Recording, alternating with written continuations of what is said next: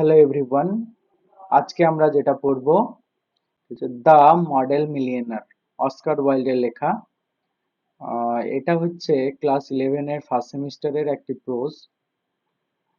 দেখো, the model millionaire লিখেছে Oscar Wilde. আমরা দু একটা কথা জেনে নিই অস্কার ওয়াইল্ড সম্পর্কে।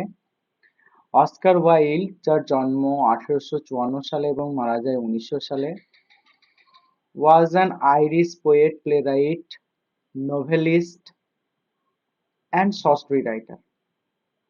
অর্থাৎ আইরিশ মানে তোমরা জানো, আয়ারল্যান্ডের যারা বাসিন্দা তাদেরকে আইরিশ বলে।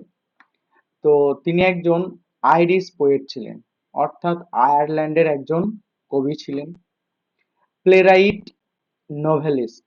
তাছাড়াও তিনি একজন নাট্যকার ছিলেন এবং উপন্যাসিক ছিলেন, এবং তিনি অনেক ছোট গল্প লিখেছেন।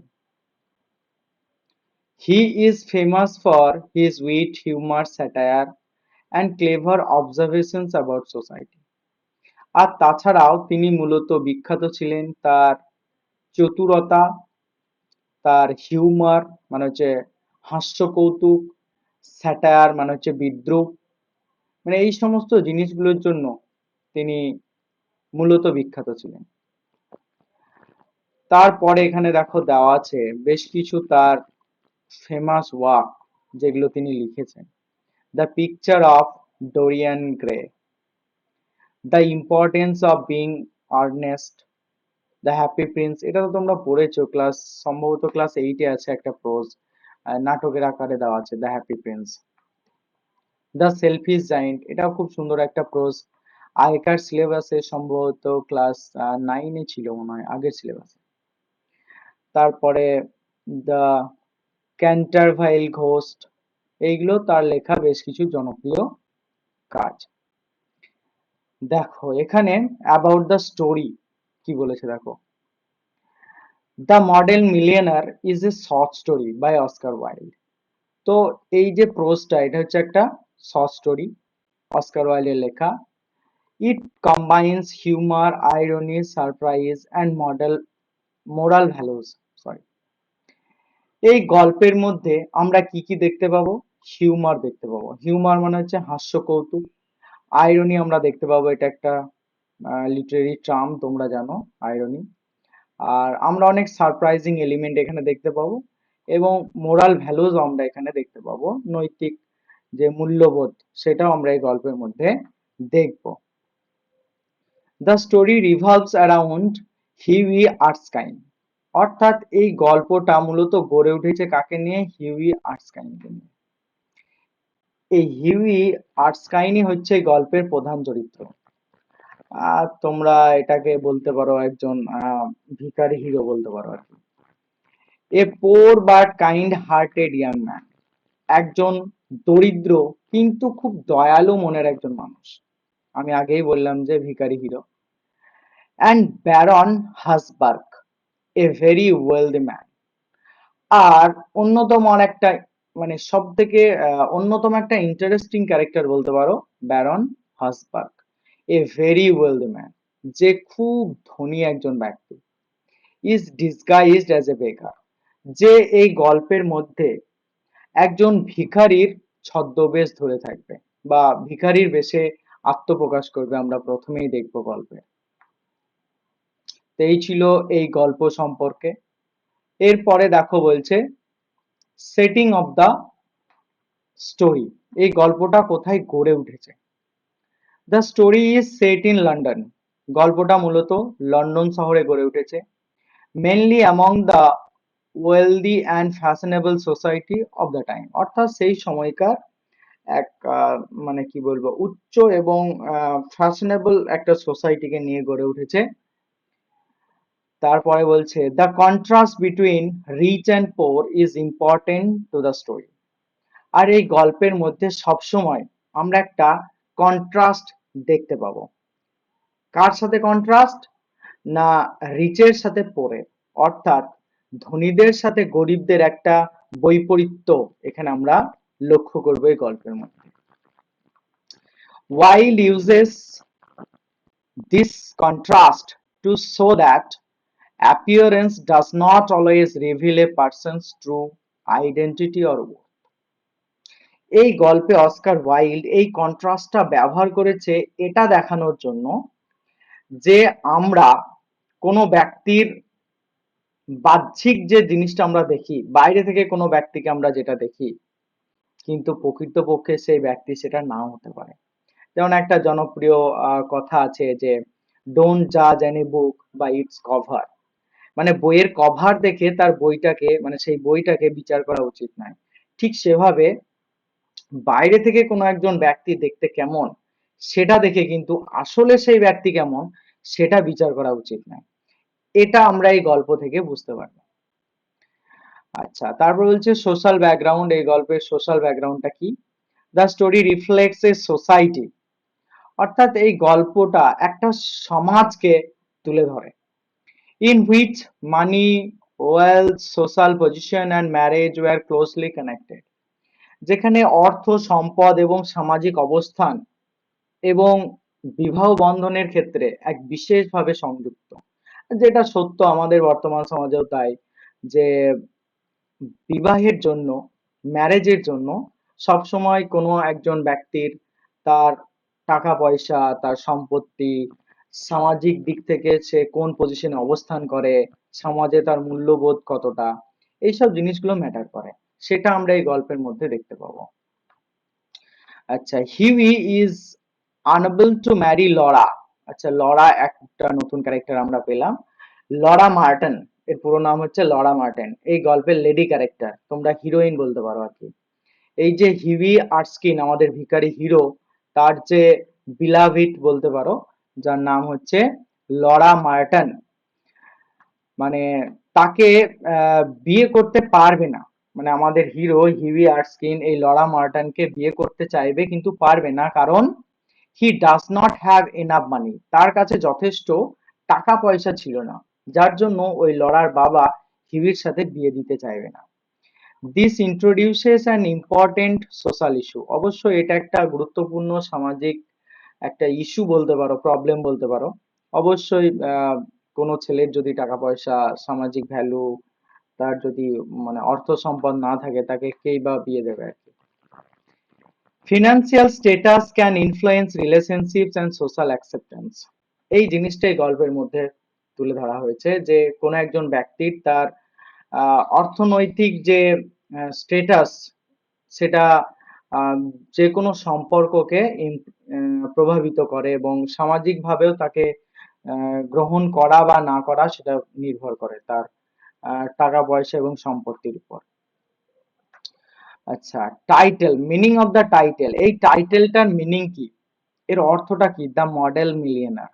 মডেল মানে কি দেখো, বলছে হ্যাজ এ ডাবল মিনিং। এই যে টাইটেল বা শিরোনামটা রয়েছে এই ছোট গল্পের, এর একটা ডাবল মিনিং বা এর দুই রকম অর্থ কিন্তু আছে। প্রথম শব্দ হচ্ছে model, refers to the beggar who is posing as a model for Alan Trevor's painting. যে অ্যালান ট্রেভার হচ্ছে ওই হিউই আর্স্কিনের বন্ধু। আমরা পরবর্তীকালে সামারিটা পড়বো, তখন এগুলো সবই বলবো। তো প্রথমত এখানে বলতে চাইছে মডেল আসলে কাকে নির্দেশ করছে। মডেল বলতে সেই ভিখারিকে নির্দেশ নির্দেশ করছে, আহ, যে আসলে ভিখারি নয় কিন্তু ভিখারি সেজে ওখানে সে দাঁড়িয়ে রয়েছে এবং তার ছবি আঁকছে আমাদের হিরোর যে বন্ধু অ্যালান ট্রেভার, সে একজন পেইন্টার, সে ছবি আঁকছে এবং মডেল সেজে, মানে মডেল হয়ে একজন ভিখারি, একজন ধনী ব্যক্তি সে ভিখারি সেজে ওখানে মডেল হয়ে দাঁড়িয়ে আছে এবং তাকে দেখে আমাদের অ্যালান ট্রেভার ছবি আঁকছে। মিলিয়নার মানে তোমরা জানো রেফার্স টু ব্যারন হার্সবার্গ। আর মিলিয়নার মানে হচ্ছে ধনী ব্যক্তি, তোমরা জানো 1 মিলিয়ন, মানে যারা মিলিয়ন মিলিয়ন টাকার অধিকারী তাদেরকে মিলিয়নার বলে। তো সেই ব্যক্তি হচ্ছে ব্যারন হার্সবার্গ, যে একজন বিলিয়নার, সরি মিলিয়নার, কিন্তু সে একজন ভিখারি মডেল সেজে ওই স্টুডিওর মধ্যে পোজ দিয়ে দাঁড়িয়ে আছে এবং অ্যালান ট্রেভার তার ছবি আঁকছে আর কি। Who is actually extremely wealthy, হ্যাঁ, যে আসলে প্রচন্ড ধনী ব্যক্তি, কিন্তু ওই ব্যক্তি আসলে ওখানে ভিখারি সেজে দাঁড়িয়ে আছে। তো এটাই হচ্ছে এটার মানে অর্থ, যে একজন মিলিয়নার একজন ভিখারির মডেল মানে ভিখারি সেজে দাঁড়িয়ে আছে। এটাই হচ্ছে এই টাইটেলের অর্থ। The title itself creates the story's central irony. অবশ্যই এটাই হচ্ছে এই গল্পের প্রধান irony. The man who appears to be a poor beggar is actually a millionaire. এই গল্পের মধ্যে আমরা যে ব্যক্তিকে একজন ভিখারি হিসাবে দেখতে পাবো, আসলে সে ভিখারি নয়, একজন ধনী ব্যক্তি। এটাই হচ্ছে এই গল্পের মেন আইরনি। মেজর থিম এখানে বলা হয়েছে ওয়েলথ ভার্সেস পভার্টি। অবশ্যই মানে ধন সম্পদ ভার্সেস গরিবি বলতে পারো। এটাই হচ্ছে এই গল্পের মেন থিম আর কি। The story presents a sharp contrast between Hiwi's poverty and Habsburg's enormous wealth. হ্যাঁ, এই গল্পটা আমাদের হিউই আর্স্কিনের যে চরম দারিদ্রতা, তার সাথে মানে ব্যারন হাসবার্গের যে প্রচুর সম্পদ, এর মধ্যে একটা কন্ট্রাস্ট তুলে ধরা হয়েছে। আচ্ছা, কাইন্ডনেস অ্যান্ড জেনারসিটিও দেখা যায়। He gives money to বেগার even though he himself is poor. হ্যাঁ, আমরা দেখতে পাবো যে আমরা সামারিতে এটা জানবো যে হিউই একজন গরিব হওয়া সত্ত্বেও তার কাছে তার নিজের পয়সা নেই, তবুও সে একজন ভিখারিকে কি করছে, তার যেটুকু আছে সে তাকে মানে দিচ্ছে আর কি, তার উপর দয়া দেখাচ্ছে, মানে তাকে দয়া করে দিচ্ছে আর কি সেই টাকাটা। একটা সোভারিন দেবে, পরে দেখবো। আচ্ছা, অ্যাপিয়ারেন্স ভার্সেস রিয়ালিটি, মানে আমরা ওই যেটা একটু আগে বললাম যে বাইরে থেকে দেখতে যেমন লাগে আসলে সেটা নয়। আইরনি অ্যান্ড সারপ্রাইজ, আমরা এখানে অবশ্যই আইরনি দেখতে পাবো এবং একটা সারপ্রাইজিং এলিমেন্ট এখানে আছে। মানে যখন আমাদের হিরো জানতে পারবে যে যে ব্যক্তিকে সে ভিখারি ভেবে টাকা দিয়েছিল সে আসলে ভিখারি নয়, সে আসলে একজন মিলিয়নার। তো এরকম একটা আইরনি এবং সারপ্রাইজিং এলিমেন্ট আমরা দেখতে পাবো। আচ্ছা, ট্রু ওর্থ, এই গল্পের আসল সত্যটা কি? The story suggest that a person's character is more important. এই গল্পটা আমাদেরকে এটাই প্রকাশ করে, একজন ব্যক্তির চরিত্র সব থেকে বেশি গুরুত্বপূর্ণ than his wealth and or appearance. তার সম্পদ এবং তার বাইরে থেকে সে দেখতে কেমন, তার থেকে তার চরিত্র অনেক বেশি মূল্যবান এবং গুরুত্বপূর্ণ। সেটাই হচ্ছে এই গল্পের মানে মেন বিষয় বলতে পারো। তারপরে দেখো, ইম্পর্টেন্ট লিটারেরি টেকনিক, এখানে আইরনি ব্যবহার করা হয়েছে, একটু আগেই বললাম। Irony is one of the most important features of this story.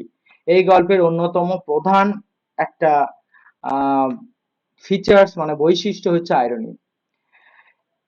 Huey thinks, মানে হিউই এটা ভাবে যে I am giving money to the poor, to a poor বেগার।